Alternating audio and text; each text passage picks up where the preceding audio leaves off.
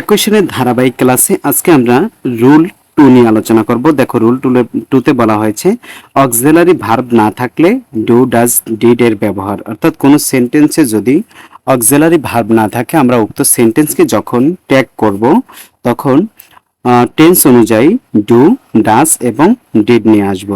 যদি কোনো সেন্টেন্সে অক্সিলারি ভার্ব না থাকে, সেন্টেন্স এর যদি কোনো সাহায্যকারী ভার্ব না থাকে তবে মূল ভার্ব থেকে ট্যাগ করতে হবে, অর্থাৎ মূল ভার্ব দেখে কি করতে হবে, ট্যাগ করতে হবে। দেখো এখানে মূল ভার্ব দেখে তুমি কিভাবে ট্যাগ করবা। দেখো এক নম্বরে বলা হয়েছে ভার্বের বেস ফর্ম বা ভার্ব ওয়ান থাকলে সেখানে ডু, ডু অথবা ডোন্ট।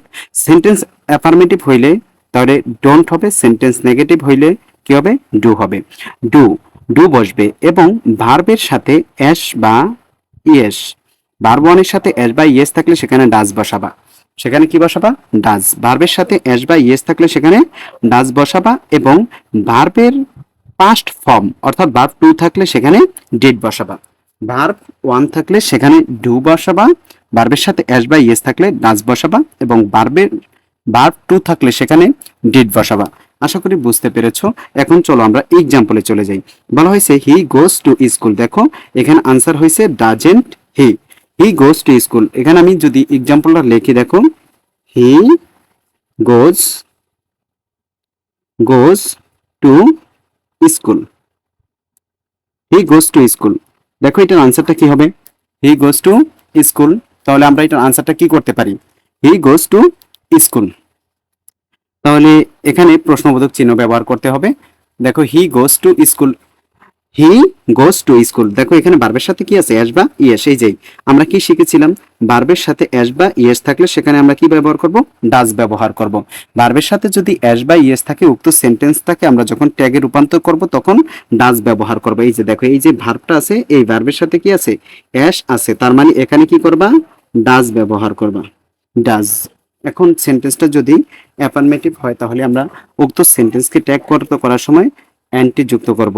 যদি সেন্টেন্সটা অ্যাফার্মেটিভ হয় সেন্টেন্সটা ট্যাগ করার সময় অ্যাজ অ্যান্টি যুক্ত করব। দেখো হি গোজ টু স্কুল, এখানে নো, নট, নেভার কোনোটাই নেই, নাবোধক কোনো শব্দ যেহেতু নেই এখানে অ্যান্টি যুক্ত করবা। ডাজেন্ট, ডাজেন্ট এবার সাবজেক্টে চলে যায়। সাবজেক্ট আছে কি, হি।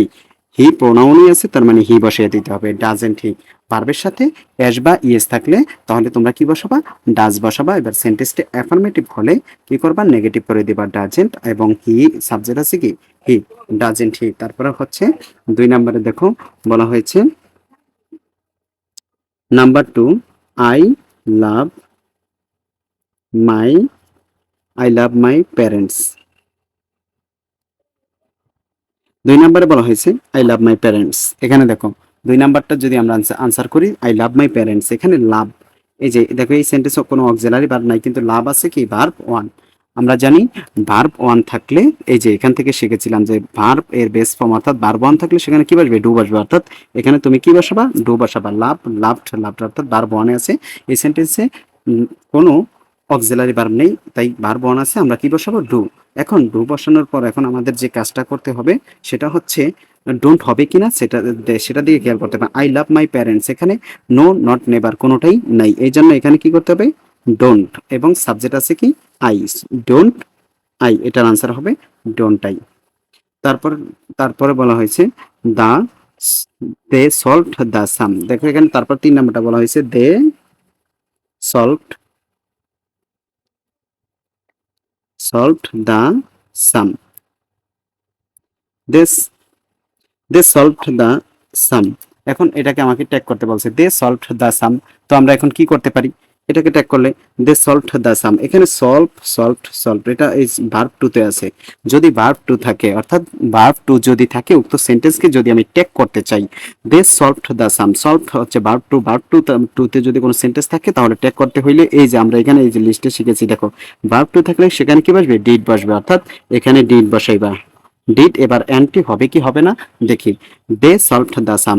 এখানে no, not, never, hardly, scarcely, few little কোনোটাই নেই, তার মানে এখানটি ডিডেন্ট হবে। আর দে এর দে, ডিডেন্ট দে। আশা করি বুঝতে পেরেছো। এখন আমরা বাকিগুলো একটু সলভ করি। দেখো এখানে বলা হয়েছে কি শি সিংস মেলোডিয়াস সং।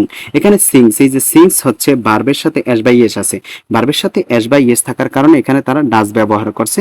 এখন এখানে নো নট নেবার কোনোটা নেই, এই জন্য অ্যান্টি হয়েছে ডাজেন্ট এবং শি এর শি। তারপরে দেখো উই প্লে ক্রিকেট রেগুলারলি, এই যে পেলে, পেলে হচ্ছে ভার্ব ওয়ান, পেলে প্লেইড প্লেইড, পেলে প্লেইড প্লেইড, পেলে হচ্ছে ভার্ব ওয়ান, যেহেতু ভার্ব ওয়ান আছে তার মানে এখানে ডু আসবে। এবার সেন্টেন্সটা অ্যাফার্মেটিভ হলে নেগেটিভ করতে হবে, অ্যান্টি যুক্ত করতে হবে। We played cricket, play cricket, এখানে নো নট নেবার নাই এই জন্য অ্যান্টি হয়েছে। ডোন্ট এবং সাবজেক্ট আছে কি উই, ডোন্ট উই।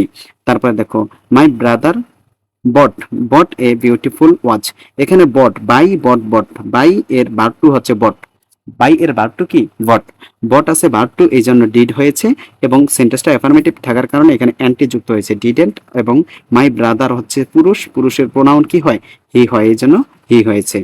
তারপরে দেখো birds fly in the sky, এই ফ্লাই হচ্ছে ভার্ব ওয়ান, ফ্লাই অর্থ উড়া, ফ্লাই ফিলিউ, ফ্লাই ফিলিউ, ফিলিউ হচ্ছে ভার্ব টু, তার মানে ফ্লাই অর্থ উড়া, তার মানে ফ্লাই আছে ভার্ব ওয়ান এই জন্য কি হবে ডোন্ট ডু হবে। এবার সেন্টেন্সে নো নট নেভার নাই এই জন্য অ্যান্টি হয়েছে ডোন্ট। আর বার্ডস অনেকগুলা, একের অধিক হইলে প্রোনাউন, বার্ডস মানে হচ্ছে পাখি সমূহ, পাখিরা, এই জন্য দে হয়েছে। তারপর the sun rises in the east, এই যে দ্য সান সাবজেক্ট, রাইজেস হচ্ছে ভার্বের সাথে এস বা ইয়েস, ভার্বের সাথে এস বা ইয়েস থাকলে ডাজ হবে এবং সেন্টেন্সটি অ্যাফার্মেটিভ হওয়ার কারণে অ্যান্টি যুক্ত হয়েছে ডাজেন্ট। এবং দ্য সান ব্যক্তি না বস্তু এই জন্য কি হবে ইট হবে, ডাজেন্ট ইট। এই টাইপের আরো গুরুত্বপূর্ণ ভিডিও পেতে ভিডিওগুলো লাইক কমেন্ট শেয়ার করে আমার সাথেই থাকুন।